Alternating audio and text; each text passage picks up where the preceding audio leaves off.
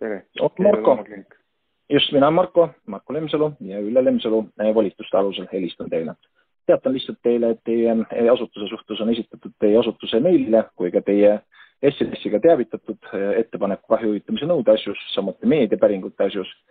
Ja soovitan siis teil need ettepanekud üle lugeda ja anda siis tagasisida. Ilusat päeva jätku teile ja rõõmsat meelt. Ma ei saanud mitte midagi aru, vabandust.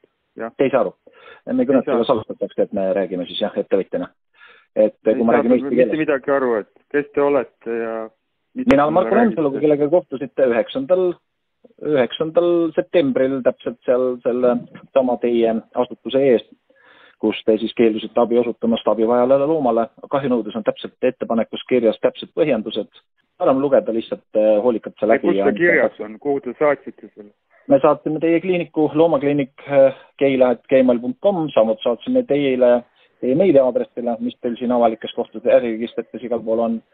Ja samamoodi teavitasime teid SMS-iga, et ei saaks öelda, et te pole seda kätte saanud.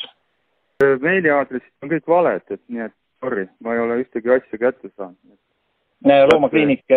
Loomakliinik keila@gmail.com on vale. Mitte midagi ei ole kätte saanud, nii et palun vabandage, ma ei tunne teid, ma ei tea, millest te räägite.